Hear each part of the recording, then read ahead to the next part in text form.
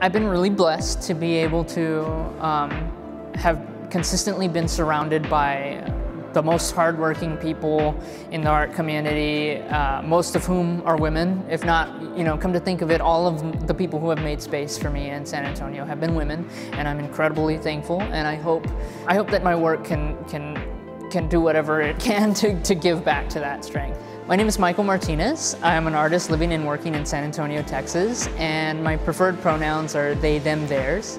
I actually identify as gender fluid. My art since 2012 has evolved heavily away from 2D into an interest in looking at space and how it's used. Specifically, my interests come from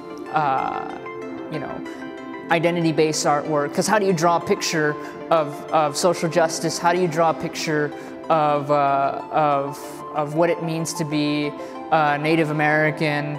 A lot of my work deals with the idea of taking up space. Specifically, in Transamerica, this exhibition is a large-scale installation which sort of appropriates the language of memorials. I'm interested in sort of deconstructing what it means when we hear phrases like why do we need a pride movement, or why do people need to be so flamboyant or loud, or why do they need to take up so much space? So the process for actually fabricating this work has been super exciting. I'm working with a lot of material that I've worked with before, but not in this way. So the work consists of 12 10-foot steel pipes, which will be supporting 6 architectural bricks each. And behind those pipes will be the wall of mirror panels. The bricks, of course, hearken directly to Marsha P. Johnson and the legacy of Black trans women. The groundwork that they laid for me to be proud. That, in relation to the mirrors, really expressing that we're all kind of in this funk together. We inherit these narratives of oppression and these narratives of triumph as well. The number of the bricks is significant.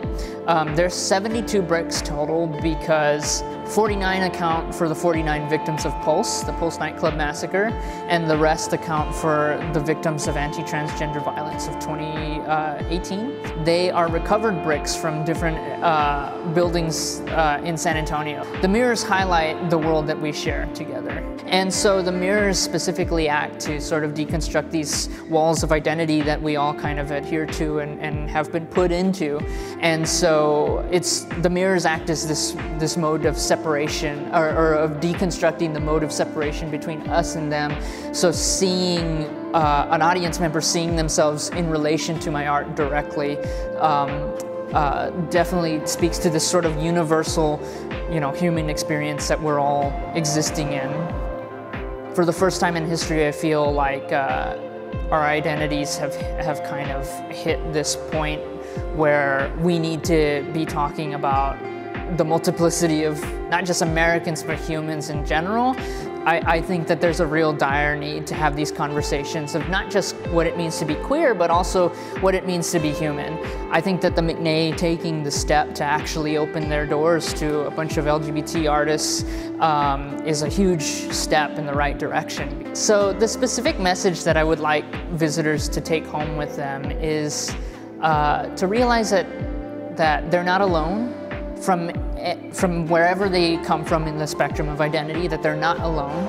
I honestly see San Antonio as my audience, and this is the city I'm from, and everything that I make comes from love. I can't speak towards everybody's specific experience, but I will say that it's more likely than not that you have a queer family member.